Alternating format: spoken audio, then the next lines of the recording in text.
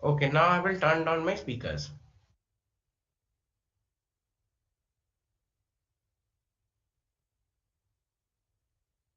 So good afternoon, learners. This is the first online session for this course on Introduction to Cognitive Psychology. As usual, what we do is during this 1 hour time, learners of this course get an opportunity to talk to me on a one-to-one basis and get solutions to problems that they feel is not addressed on the forum. If there is any other suggestions or feedbacks, or they need some kind of queries to be solved, this particular session is the key to that. So I welcome you all, those who have connected with me right now or are still waiting to get connected, to come online and start discussing the problems, the queries, and provide me an opportunity to provide solutions to whatever your queries are. Right now, I have just one question, not a question, but a greeting from Lokesh Loki. And he says hi. So hi from my side. So all those learners for this course, this is a huge opportunity for you to come online and start discussing problems, feedback, suggestions, queries related to this course. I understand that it will take some time for you to get online. So let me start by telling you a little bit about what the course offers to you and what is new in the course which we are offering this year. Cognitive psychology is related to human cognition, a field which deals with how people see, think, act, decide, remember, and then execute. It encompasses most of the things that we call knowledge. So in true meaning, it is the scientific study of how people acquire knowledge and use the knowledge in day-to-day life. Cognitive psychology is a subspecialty of psychology. And now it has got associated itself with brain and cognitive sciences in many universities abroad. This particular course offers you a very introductory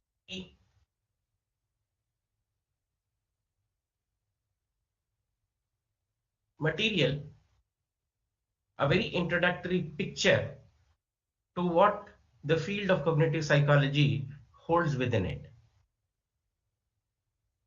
The lectures have been designed in such a way that I start by first making people comfortable with the idea of what is psychology, and within that, what is psychology per se in terms of cognitive psychology. Then I present to you some basic ideas of cognitive psychology, very rudimentary questions, and then we move on to the research methodology that is in cognitive psychology.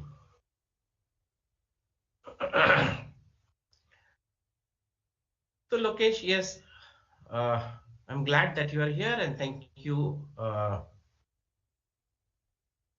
for joining this course. Yes, an extension of this course would be available. If you have questions, you may ask.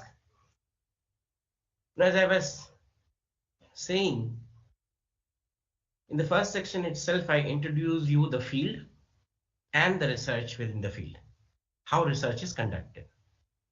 From there on, without touching the biology, which comes in question for defining cognition, I move on to describing the fields of perception, attention, thinking, problem solving, decision making, memory, to name a few. Each field is dealt with very briefly, but is done in such a way that you get an idea of what this field would be offering you. Remember, each section or each module within this course itself can be a whole self-sustaining course. For example, the area of memory can be broken down into several different areas. We could have verbal memory, we could have associative memory, we could have retrospective memory, we could have episodic memory within the retrospective and semantic memory. And to top it up, we also have prospective memory, which is kind of a extension or a future memory. So this is how I built up the lectures. The lectures are designed in a logical way so that one follows the other and they are connected. There are a couple of very basic books which have been suggested, and my belief is that if you get a chance to read some of these books, you would have a far better understanding of cognitive psychology than by just looking at the videos. The videos are a good explanation of the topic, but reading actually helps you to understand in a much better way.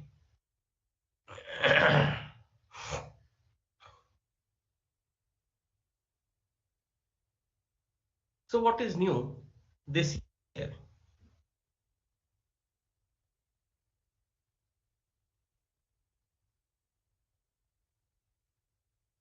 Okay, so there are some questions. I'll just take a minute or two to finish what I was doing, because if I don't do that, then people who are here from psychology would understand the Zeigarnik effect, which states that if you do not fulfill a task, there will be some kind of mental unrest. So let me finish what I was doing and then I'll come back to your questions in a minute.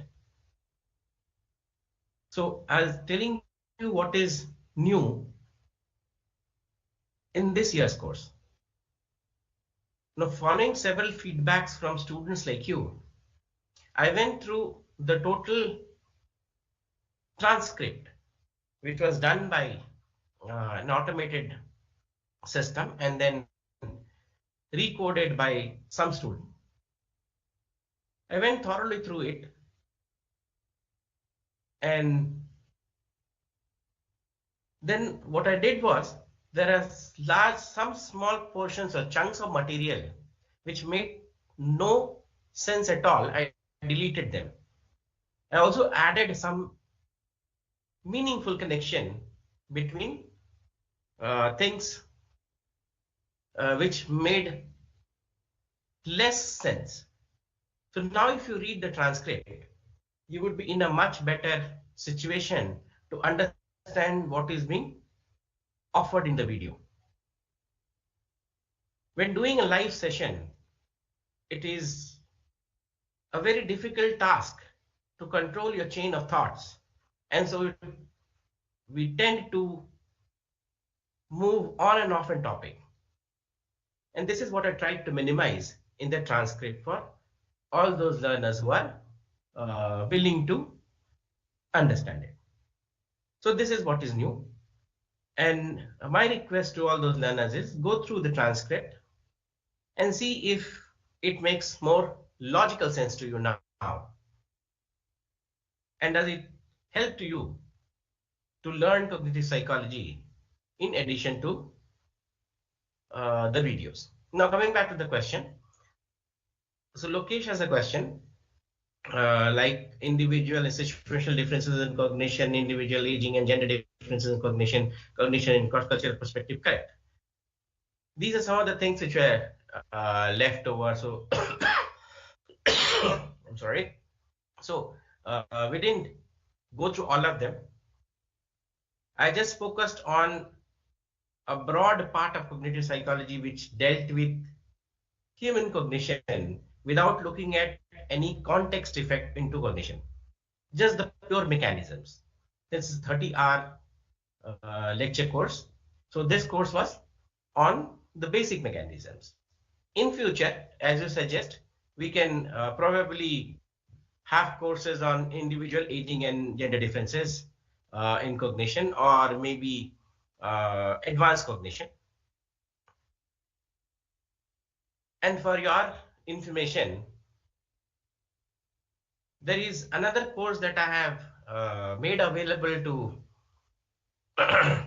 people who are interested, and a related field is engineering psychology. This has to do with ergonomics or human engineering, 3 different names looking at more or less the same things. And this course is also available from last year, which covers some of the portions of cognitive psychology. So Namrata has a question, and it says that working memory component of memory or executive function. Executive function is a larger umbrella under which you will have working memory. There are other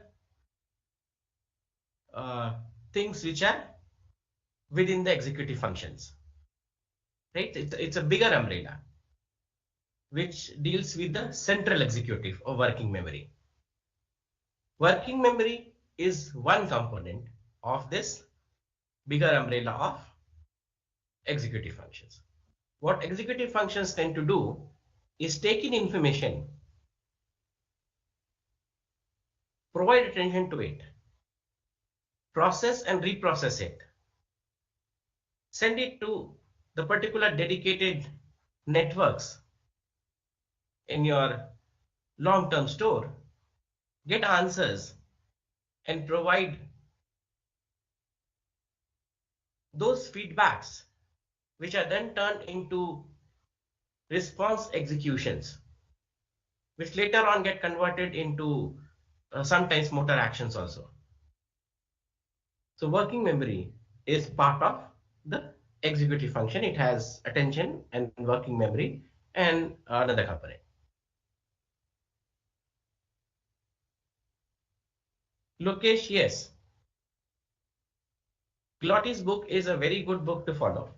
It's a very primary book which offers a lot of opportunity and a lot of material to read.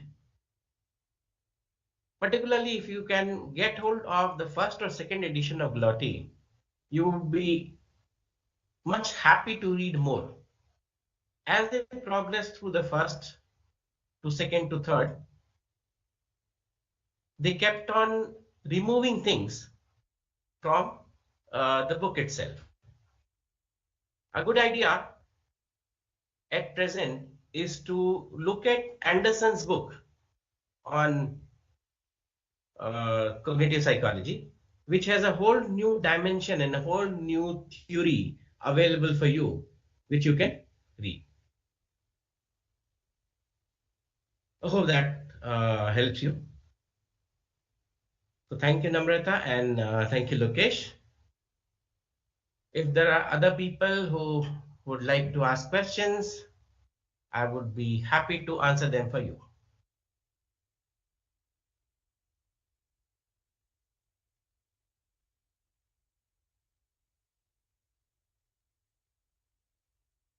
Okay.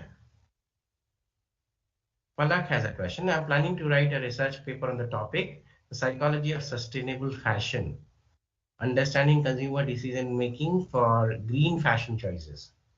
Suggest to guide me how I can make use of the course for the same. Okay. So, for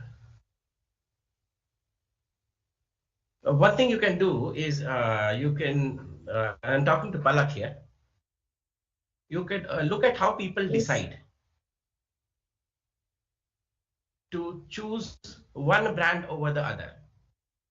And within the area of decision making, there is this dual mode concept of decision making.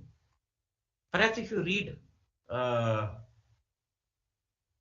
the Daniel Kahneman's recent book, Thinking Fast and Slow, he talks about this dual mode of thinking, which is a slow mode and a fast mode.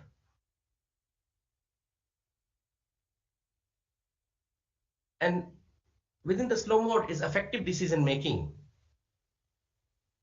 and within the fast mode is I'm sorry, within the fast mode is the effective decision making, the emotional decision making, and then the slow mode is the rational decision making. So perhaps then you can look at how people decide to make these choices, and whether the effect which is being generated by tagging something with green or saving the planet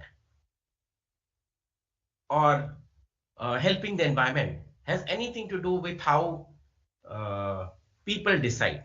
One thing could be that. The other thing is you could also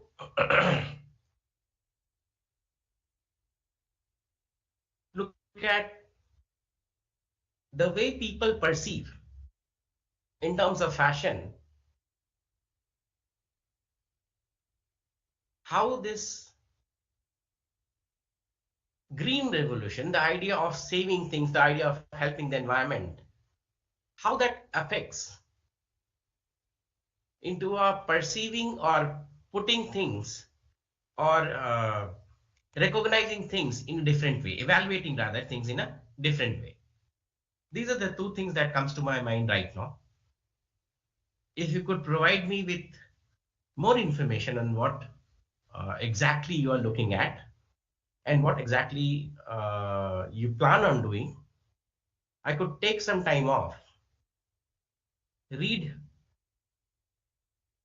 your proposals, and then maybe give you a much better suggestion. It is just for the top of my mind right now, and as you know, at this point of time, I'm also conversing with so many other people.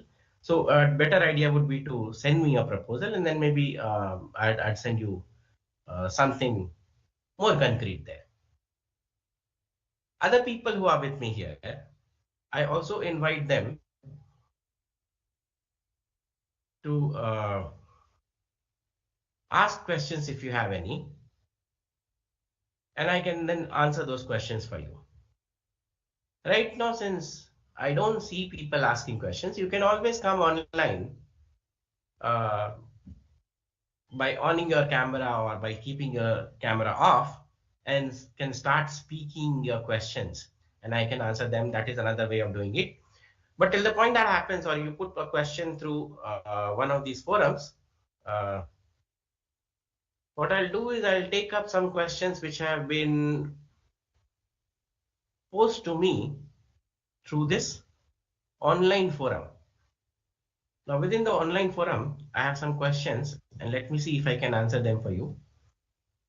With whatever limited knowledge I have about this field is a huge field, and there are a large number of researchers around the world doing work.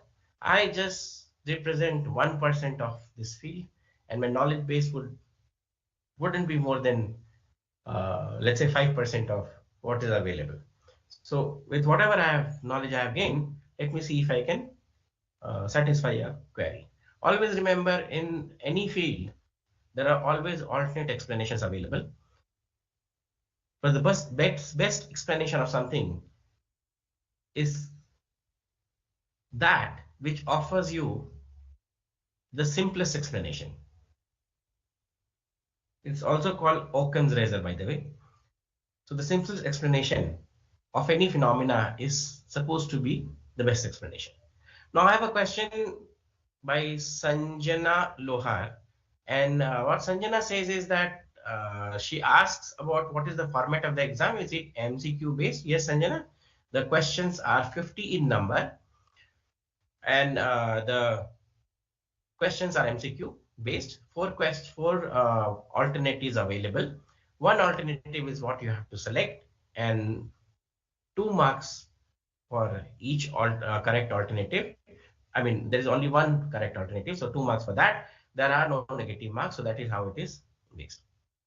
Bhushan has a question, and the question says that what are some of the most significant challenges that organizations face while implementing sustainable supply chain practice, and how can they overcome these challenges to achieve long-term success? Now, Bhushan, I guess you have put the question on a wrong forum, because as I believe this has to do with economics or some other subject, because I don't deal with sustainable supply chain reactions or that kind of subject. So if you have some specific question, I'm happy to answer those for you. I have very limited knowledge in terms of economics. Nihal Pian has no question. Devalina Basak. Any additional books required other than the videos and text notes, and how to prepare for the examination? So if you could read the Glotty book, and that you have to do like once or twice a week for 1 hour. Just if you could do that, read the notes transcript, which is the recent transcript which have been provided, and see the video with an open mind, and you will be able to do wonderful for examinations. Another thing, the assignments which come to you, try to do them properly and pay attention to your assignments. If these are the two things that you follow, you would have good success in your final examination. Sadaf Imam doesn't have a question. Chandan Kumar has a question, and the question says, what are the emerging trends and research areas in cognitive psychology that are shaping futures of the field? Now I'll join everyone saying that it is artificial intelligence, but I'll refrain from that. One new field or new area which everybody is getting attracted to is large language model. And a parallel field is a small language model. These are two new fields, or at least the field of small language model is an emerging trend. Other than that, nothing much has happened in this field. We are still struggling with the older questions of cognition as to how cognition happens. If it happens, why does it happen? What good it is? Because the neural basis of cognition and how to interpret the brain's action onto the mind's function has been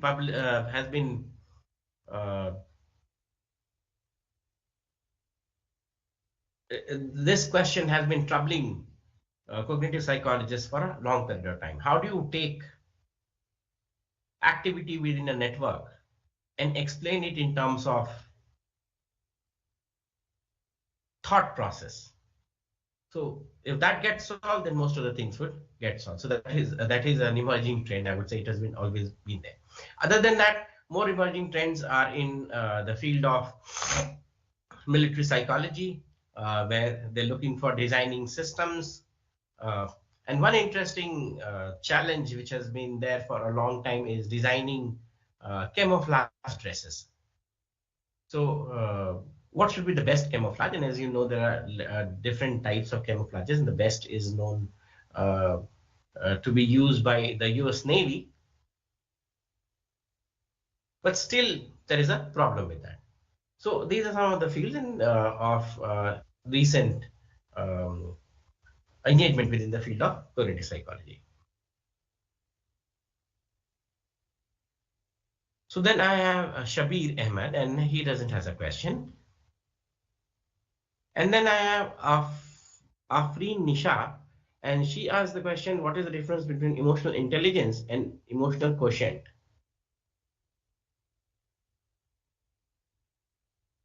Emotional intelligence and emotional quotient can be understood in this way. Intelligence is the ability, and quotient is the measure of that ability. If we remove the word intelligence, emotional out of it, we'll be left with intelligence and intelligence quotient. So intelligence is the ability to do something fast and to use modules within the brain to do something right. Intelligence quotient, on the other hand, is a measure of this ability, which can be done by using the chronological age, the mental age, and putting it into percentage. So the measure of the ability is the quotient, and the ability itself is the intelligence. I hope that makes sense. Abhishek Kumar, how can I judge something else? How can I judge someone else thinking?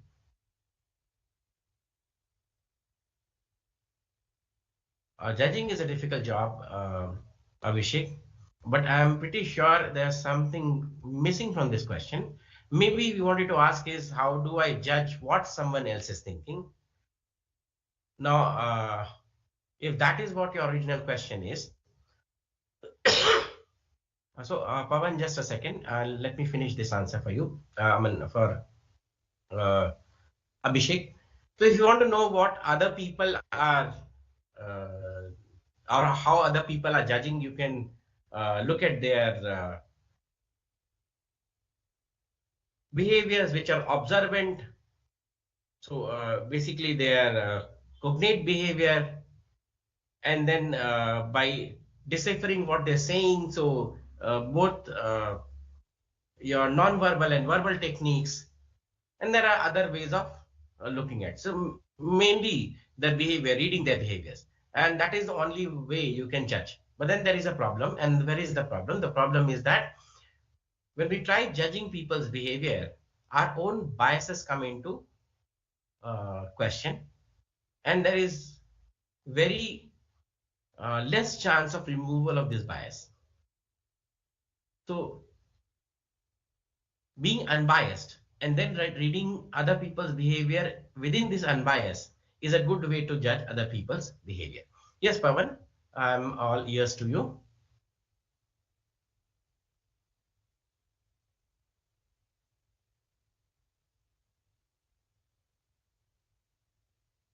Right. So till Pawan comes back and with his question, let me see if there are some Hello. other questions which, yeah, Hello, sir.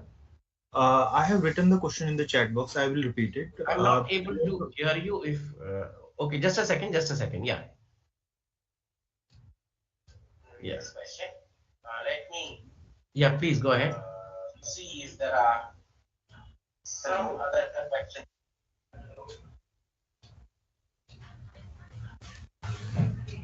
So I want to know there is I want to write a research paper on the Indian roots of cognitive psychology. What is the Indian philosophical system is talking about the cognitive psychology, and I have to compare it with the contemporary theories. Could you suggest me any kind of reference material for this particular topic?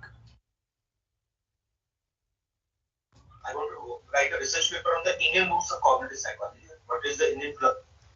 Okay, Pawan. So there is a delay lag between the thing because there is a speaker which I have to mute and then I have to mute my microphone to hear you. So please bear with this delay. Now, Indian roots of cognitive psychology is what you are asking. Yes. The only reference text which I have found up till now is a book by J.D. Sinha. There are three volumes of the book. The first volume talks about cognitive psychology. I've read some of it, but from what I understand, it is mostly philosophy. Yeah. He's using Indian psychology always has been Indian philosophy always has been shadowing Indian psychology, and I'm not very sure if they have this term of psychology within like an independent field within the Indian philosophy. It's mostly covered by terms within Indian philosophy. Okay. So I also I'm wondering. I'm also interested in doing this in an Indian version of or understanding the Indian concepts leading to uh, cognition. And there are some terms which I understood from my reading of philosophy. But other than that, I have not found uh, genuine text which will give me some input or could help you with that. What you could do is there is a small portion which is available. I'll fetch it out for you, which is again taken from some philosophical texts where they talk about chetna or consciousness, and within that there is a small description of how this buddhi and Chetana, they tend to work with each other, right? So it didn't make too much meaning to me because I have been taught in the Western way, and taking and understanding it requires me to understand more in philosophy. Now, in my day-to-day life, I do have some time to read about it, but I'm so engaged with students right now and my own research topic that it becomes a little bit difficult to come back and read everything from new. Philosophy is something that I understand a little bit, but I need to go deep into it. So what I'll do is whatever I understood, because I left it some years before, I was trying to search things for it, and then somehow I got engaged with my own lab and working with the kind of work that we do requires a lot of my time. So I'll probably pass it along to you, and maybe if it helps you. So can you And connect me to any psychologist who is working on this particular topic? right, so if it helps you, and working with the kind of work that we do requires a lot of my time. So I'll probably pass it along to you, and maybe if it helps you. So can you connect me to any psychologist who is working on this particular topic? Right, so if it helps you.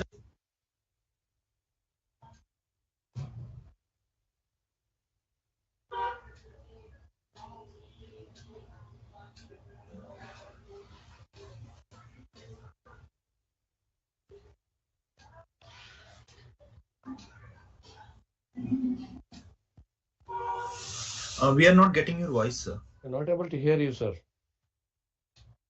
Okay, can you hear my voice now? Yes, sir. Yes. Oh, sure. So, uh, Professor Girishwan Mishra was there. He was working in Indian psychology,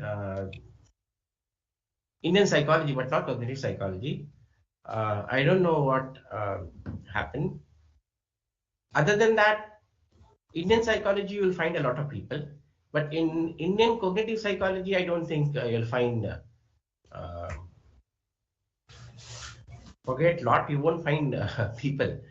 So it's difficult in the sense that those concepts that we have in cognitive psychology, when you transcend it back to the idea of Indian psychology, it becomes difficult to explain. So explaining the mind in terms of the brain is something which has not happened in Indian psychology. So you have a network which is pumped with blood, and these networks get activated, and how it gets transferred into the action that your mind is doing, that has not been comprehended. Instead of that, the 4 or 6 or 7 levels of chetna are there. Consciousness per se is differently defined in the two streams. Yeah. And the key to linking cognitive psychology in the Western world and Indian world is through consciousness.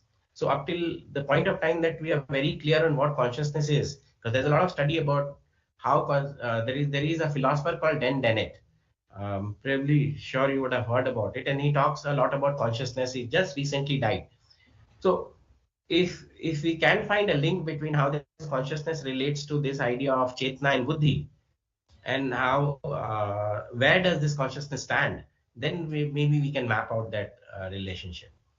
So, one reference is available, that is the Nadi Vidya. Nadi Vidya is actually connecting the neural science with the Chetna, with the consciousness we are talking about now. That is one of the reference Yeah. I have studied in Charak Samhita. That is Nadi Okay. Vidya. Okay, maybe. So maybe I'll thanks to you, maybe I'll someday go through it.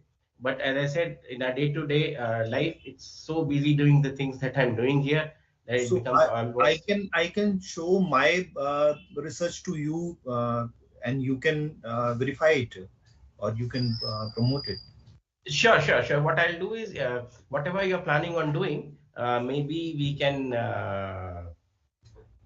get over a meeting and then discuss it, right? Because what I have been trained to do is neuroscience and psychology, and looking at things in the Western perspective. But I'd love to come back to the Indian origins of it. Unfortunately, I've not been trained in philosophy, and there's difficult at this point of time to learn things. I'll learn, but that's how it is. So maybe you could drop in a mail, and then we can set up a time, and then see to it that we go and get it working. Thank you, sir. Thank you. Okay, thank you. Right. So if we have other people who would like to ask questions, or if we have other people who would like to comment on certain feedbacks, provide certain feedbacks, comment on certain things within the course, I welcome you all to do it. We still have around about 15 to 20 odd minutes for this session. So if you are there, if you're connected, if you have a question, I would answer that for you. In the meanwhile, Chinmay has a question, and he says, hello, sir, AI replace uh, can AI replace biased nature of human by analyzing critical or judging controversial problems to unbiased one successfully in the field of psychology? Now, one answer to that, if you want a direct answer, Chinmay, the answer is no. No matter how independent you would believe an AI is, or a self-thinking machine an AI is, the codes to writing it is provided by a human mind. And when a human mind gets involved into anything, he puts his biases into it. So till the point of time that an AI writes another AI, this kind of this kind of removal of bias will not work. AI can work in terms of rationality, but then the question of rationality is, what is being rational? The very fact of what is being rational depends upon the context in which the decision is being taken, and so it becomes really difficult. Behavioral sciences are not mechanical or mechanistic fields, and so they require um, deliberations and context and several other variables to come into play. And that is why my direct answer to you would be there are very little chance that an AI can be designed that can replace the bias nature of critical analyzing or human critical analyzing. At the best, what it could do is it could give you rational results, or I would say mathematically appropriate results. But other than that, it becomes really difficult. I'll give you an example. Very recently, Elon Musk has um, designed a neural chip which can be fitted into the brain, and it runs with a very high power and uh, with this high power, it can do a lot of computation and can do so many things. A very recent paper, I think 10 days before, I read in Nature Neuroscience, which talks about the speed of processing of the deeper human brain, the speed of processing of the outer human brain is 10 to the power uh, uh, 2 or 3, if I'm correct. I don't remember. If you can, if you search, you'll find the paper. So maybe 1,000 times. And the speed of processing of the inner brain is 10 bits in 1 minute. Now, if this is the kind of processing that the human brain is doing, a lightning fast chip is of no use, because the human brain's processed information very differently. So if you fit in a chip, the chip is ready to read the information, but the information processing happens at a very slow rate, right? So this slowness of the brain and this ambiguousness of the brain is the key to our survival. And that is one of the questions that were put into that article in Nature Neuroscience, where they talked about how things are moving at a great pace in terms of artificial intelligence and machine learning, and how these machines are fooling themselves because human brains work in non-predictable ways. There are, up till now, very less number of models which can look at how human brains really function or how can make predictions about its function. So I hope that answers your question, Chinmay. If other people are there who have their questions, please go ahead, ask your questions, and I'll be happy to answer them for you. So Isha has a question. Lokesh, yes, I'll type the book. It is called Anderson Cognitive Psychology. I'm sorry.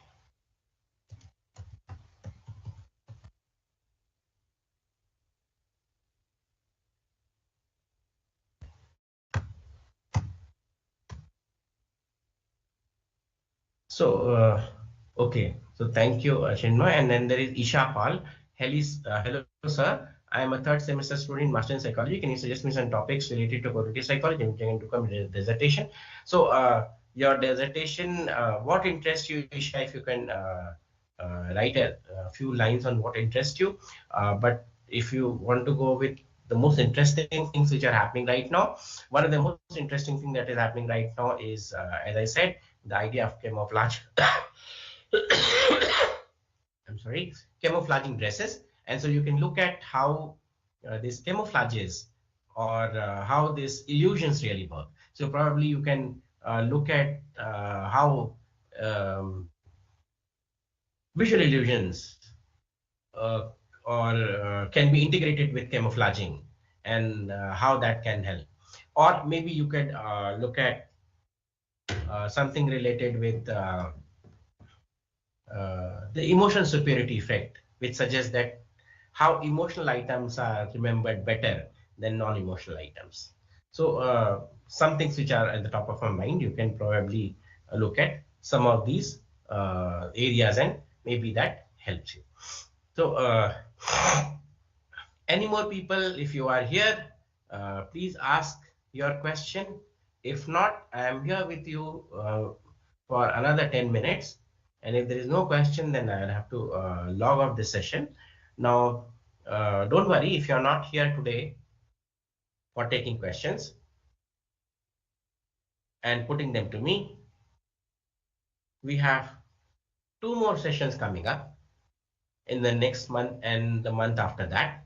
And maybe you join us then, and I get an opportunity to read your wonderful questions and provide you answers. So, so thank you, Isha. And other people who are here, please, if you could ask some questions, or if you have some queries, you can put them to as well. Now, there are multiple ways of asking questions to me. If you are not online, or if you somehow miss these online sessions, you could always put your question in the forum. There is a forum which is monitored by my PhD students, so they'll answer them for you. But if you want a specific answer, you can email me a question. My email is always available on the course webpage, and you can email me to them. The what other thing you can do is there is this sheet which is being circulated before this online forum. So if you think that you won't be available, what you could do is put this question into the sheet, and you can then offline get an answer. Put the questions offline rather, and get the answers online from. So if no further questions are there, uh, I would probably log off for this session. So another 2 minutes, I'm with you. Please, if you have some time, read the books which have been provided. That these are wonderful books, and these will provide you an important knowledge aspect of cognition. So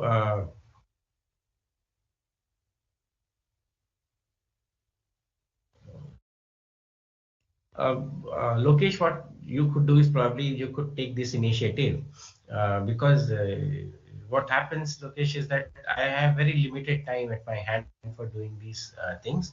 Or maybe you could suggest one of my students in the forum, and maybe they'll get back to you.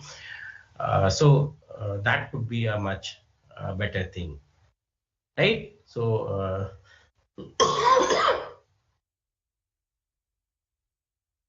and I can answer your question there. So if there are no further questions, I'd like to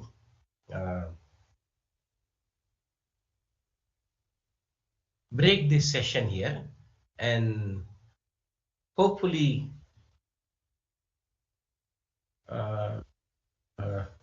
you understood whatever was being communicated. It was lovely having you all here. Thank you. Goodbye from the MOOC studio. Thank you. Bye for now.